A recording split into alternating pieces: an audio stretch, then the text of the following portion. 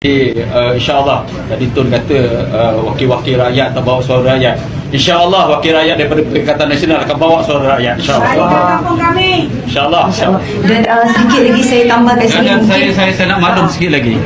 Selain daripada ahli parlimen Perikatan Nasional, saya perlu sebut ahli-ahli parlimen daripada penyokong kerajaan pun sudah mula ada yang mempertikaikan tentang URE ini.